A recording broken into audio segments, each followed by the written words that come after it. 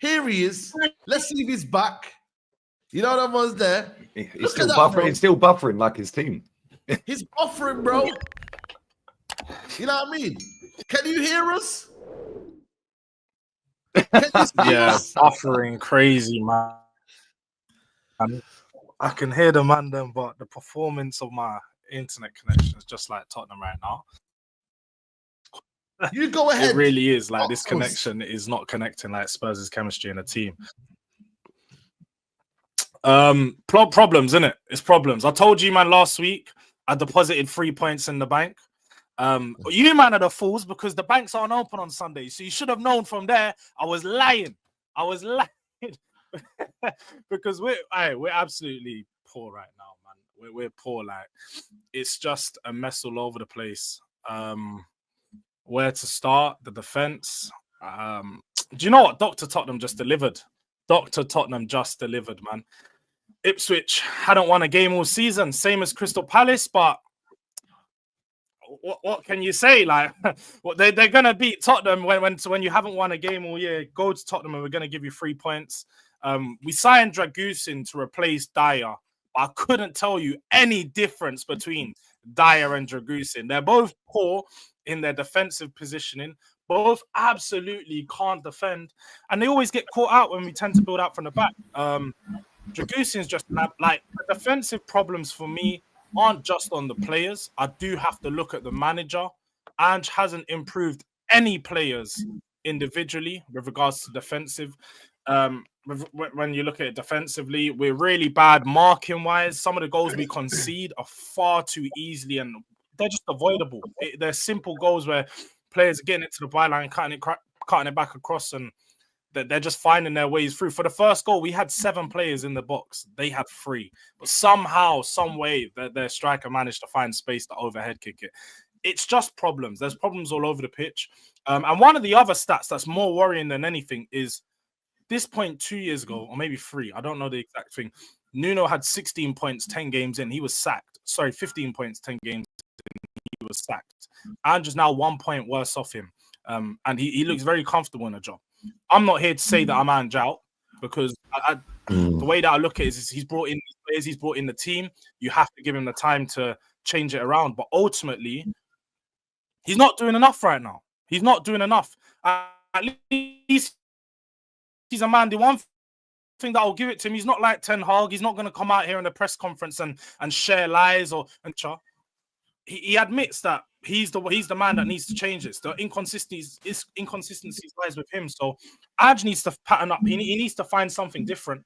But right now, he hasn't improved the players. Some of the signings he's brought in, Brennan Johnson, absolutely shocking. Man had 0 shots, 0 dribbles attempted, 0 take-ons. Like this guy done nothing yesterday. Absolutely nothing. So unless he's scoring a goal, which is again a very rare occasion, he offers nothing outside that in his all-round game. So for Tottenham right now, there are plenty of problems, attacking, defensive, and there's just two. I think for me, I look at the coaching of the team and I say there needs to be more. Whether it's Ange, whether it's the other coaches that are assisting him, they're just not good enough. I'm not seeing enough variety in our attacks. I'm not seeing enough variety in the way that we build up. Defensively, again, it's very similar mistakes. So there's problems. And you guys are right to laugh at them. You know them times when you're a kid and you had them whoopings, and sometimes you just knew, I'm in trouble today. I'm going to just give her the belt. I'm just go inside. I'm not even going to say nothing. There's no excuses. Today, I'm here to just say, you know what? Do your thing, man. Beat me in it. Like, it is what it is. Pause. Yeah, you know what I mean? That's every year, isn't it, though, with Tottenham, though? So it's not nothing new.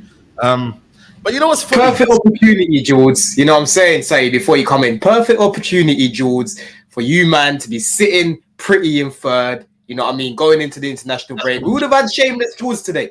You know what I mean, people? George would have been sitting there today talking about how he's above me and Julie. You know what I'm saying? After he's meant to be challenging, after Chelsea have this deep squad and that. But same old Spurs bottled it again. You know what I mean? It's always you lot to give a little bit of confidence to teams, ain't it? It's always you, man, ain't it? Do you know what, Don? Yeah. George, look, I know you're obviously a Spurs fan, you're going to back your club, but do you see why I predicted Villa to batter you and whatnot? Because it's like, cool, have your fun, but next week it's going to be back to reality. You are shit. It's as simple as that. You are just shit. It's as simple as that with Spurs. A team that's not won since 2002. I'm not going to lie to you, George. I thought you would batter Ipswich. I'm not going to lie. But a team that has not had a win since 2002, the minute it went 2-1 up, even I said to you, George, I still think you come back. Like, surely you don't lose. You're Spursy, but surely you don't lose this game. And you even said, I can't lie, I can't see it. And it's like, oh, I don't know what to say of your team. I genuinely don't know what to say of Spurs.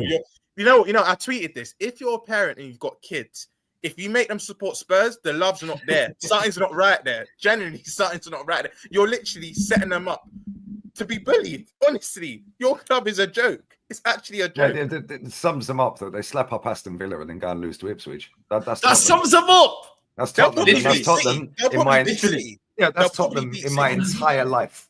Yeah, in my entire life. Yo, club, bro. Yeah, they're crap. Yeah, they get hyped about every manager that comes in. Yeah, Antonio.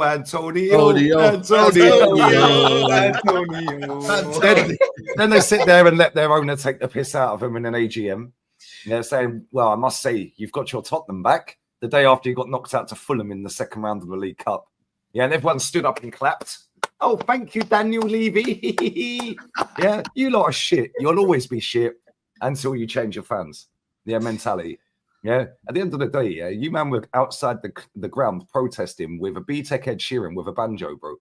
Yeah, with people standing there, yeah, protesting with their club shop bags where they've just gone and done a ton on a shirt. Yeah, it sums up the club. Yeah, your fans all in. Oh yeah, we got Ange Postecoglou, mate. Yeah, good one, mate. Yeah, I told all of you Tottenham fans, yeah, that when he got that job, I said you'll get pammed enough times under him, but you'll go and beat a load of teams. Yeah, and you'll look convincing in them games, but nothing's going to change. It's Tottenham. Yeah, and these last few games sum you up. Go and beat Aston Villa comfortably, completely battered them. Yeah, and then just look all over the gaff against Ipswich. You looked all over the gaff against Galatasaray the other night. Yeah, they could have had about 7 or 8. That ain't even an exaggeration either. Yeah, that scoreline flattered you a lot the other day. I did a watch along for that game. I swear. Bro, they got battered. That could have been 7 or 8. Yeah, Osman alone could have had 5. Like, do you know what I'm saying? It's mad. Yeah, this is Tottenham. As for Dragushin, yeah, right. When you signed him, I was on a show with Henry Wrong TV, right, and he was gassing up that signing. My missus is Romanian, and she don't really watch football like that. Yeah, she said he's shit. I swear, my missus will. I don't think I've ever sat down and watched a full game of football with my missus. Yeah, and she don't really know football. She like found that. the intel that he's shit. You know, she found the intel as soon as he signed. Yeah, I told her that. Oh yeah. Let me do some digging. The next time she was at my gaff, I was on a show with Henry. Yeah, I said even she thinks he's shit, and she don't watch football. Yeah, but everyone was gassing it up. Oh, we've got the dragon in defence. Rolls Royce Romero next to him. We're going to cook. You're cooking salmonella, lads. Romero hype.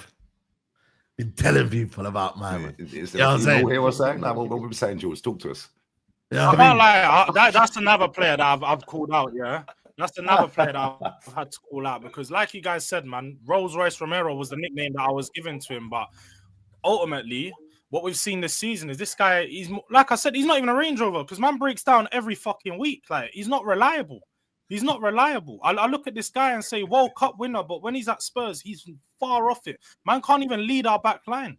He looks more a mess than Dragusin at times. Like, for a man that's been at our club for 4 years, he's the vice captain at this point. He generally looks a mess all over the pitch. How can you be the guy that's leading the back line, but time and time again, you're going out there, putting these stupid challenges in, making it look like, yeah, I'm a hard man, but then he's getting bullied by Chris Wood and their man in defence. Their man will come and ragdoll him when it comes to try and win the header.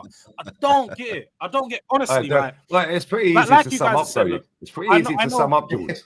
Yeah, you've got 3 defenders. One's called Cootie, yeah, one's called Mickey, and one's called Destiny, bruv. To be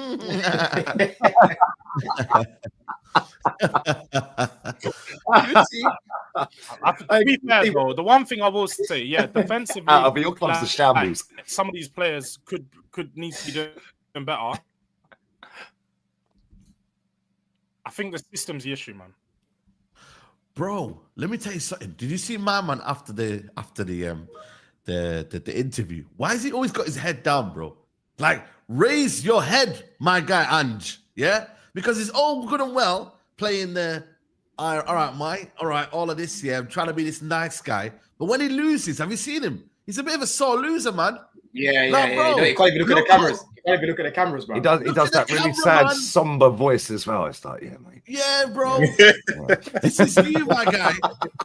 I don't like that, because at the end of the day, if you're good enough to do all of these jokes, yeah, Lee, if you're good enough to have all these jokes here in press conferences, when you lose, you got to be humble in defeat, right? You got to be humble in defeat. He sits there in press conferences after a defeat, or pitch side after a defeat, and just put his head down, mate. So listen, it's not good enough, mate. We need to try better, mate. And I'm lost for words, mate. I don't really know what to say, mate. Anyway, is that it, mate? Okay, cheers, mate. Get out of here, man.